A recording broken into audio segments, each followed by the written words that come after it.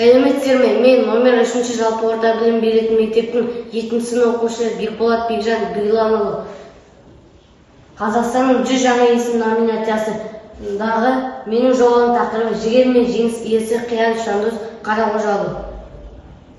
Менің жобамның мақсаты Қазақстанның дамуына үлес қосқан менің ауылдасым парадзюдодан Қазақстанның бас бапкері, халықаралық дәрежедегі төреші Қиян Шандос Қарақожаұлын таныстыру.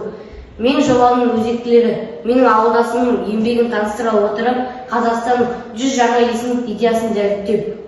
Қиян Шандостың өмір жолымен таныстыра кетейік. Ол 1977 жылы 8 желтоқсанда Шоқпартоғай ауылында дүниеге келді.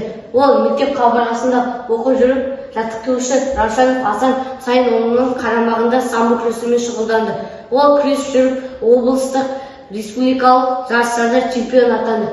Мына суретте Қиян Шандос ағайдың Раушан Асан ағай. Ол студенттік кезінде оқып жүрген кезде бәйтерек спорт клубына жаттықтырушы болып орналасады.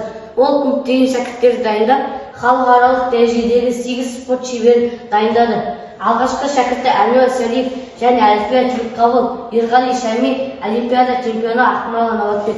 Бұл спортшылар парадзюдо күресімен айналысады. Парадзюдо бұл көру қабілеті шектеулі спортшыларға арналған дзюдо түрі. Ол 2 санатта жүреді. Біріншісі G1 көзі мүлдем көрмейтіндер, G2 көзі нашар көретіндер болып бөлінді. Қиян Шандостың жетістіктеріне тоқтала кетейік. Қиян Шандостың бала кезіндегі достары және Асан ағай. Жандос Қарақожаұлы 2018 жылдың қаңтар айынан бастап Қазақстан Республикасының парадзюдодан бас жаттықтырушы, Қазақстан Республикасының командасының бас бапкері, халықаралық дәрежедегі төреші, Қазақстан Республикасының еңбек сіңірген жаттықтырушысы, құрмет парасат орденінің иегері. Енді Жандос ағайдың парадзюдо спортына қалай жаттықтырушы болып орналасқан туралы бейне жазба бар. Соны тамашалап кетейік. Есімім Қиян Жандос Қарақожаұлы, Қазақстан Республикасының парадзюдо күресінен бас жаттықтырушымын. Бас жаттықтырушылықты 2018 жылдың ақпан айынан бастап атқарып келе жатырмын. Жалпы парадзюдо күресі Ануар Сариповтың басына түскен қиын жағдайдан басталған болатын. Ануар Сарипов менің өзімнің төл шәкіртім. 2012 жылы көлік апатына ұшырап, бір көзінен айырылған болатын. 2014 жылдан бастап осы парадзюдо күресінің әлемде бар екенін біліп, сол Колорадо Спрингс қаласында өткен Американың әлем чемпионатына қатысқан болатын. Осы біздің қазақ парадзюдосы осы әлем чемпионатынан бастау алады. Және де сол кездері құрама командада 3-4 палуан болған болса, қазіргі таңда 100-дің үстінде Қазақстан Республикасында парадзюдошылар бар. Және де жетістігіміз, осы уақытқа дейін жеткен жетістігіміз өте үлкен.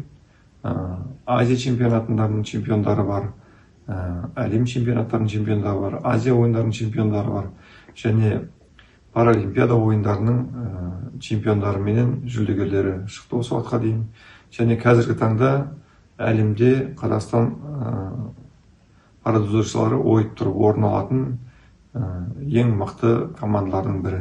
Одан соң мен Қиян Шандос ағайдың үйіне барып, әкеммен бірге сұхбат жүргіздім. Және шәкірті Әліпия Тілекқабылмен де сұхбат жүргіздім. Парадзюдо мен дзюдоның айырмашылығы неде? Жалпы парадзюдо ерекше жандарға арналып шығарылған ережемен күреседі. Парадзюдо күресі дзюдо күресінің айырмашылығы жоқ, тек қана ережеде ғана айырмашылық бар. Бұл ереже екі палуанды жағасынан және қолынан ұстатып қояды, классикалық ұстауға. Сол екі палуан бір-бірінен ажырағанша күрес жалғасады. Жаттығу кезінде қауіпсіздікті қалай қамтамасыз етесіз? Жаттығу кезінде жалпы спорттық зал сол спорт түріне бейімделген болу керек. Және де артық бөгде заттар болмау керек.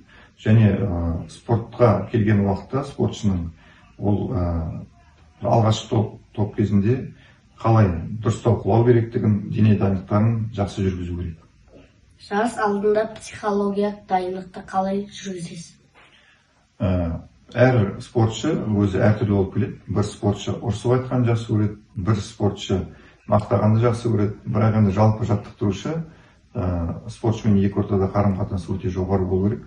Өйткені спортшының мамасы да, папасы да, дәрігер де, психолог та бола білу керек.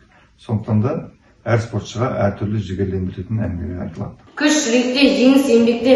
Менің ауылдасым Жандос ағайдың нағыз еңбекқорлықтың айқын үлгісі. Мен де болашақта өз отанының дамуына үлес қосатын азамат болуға тырысамын. Жандос ағай 100 жаңа есім идеясына лайықты. Назарларыңызға рахмет.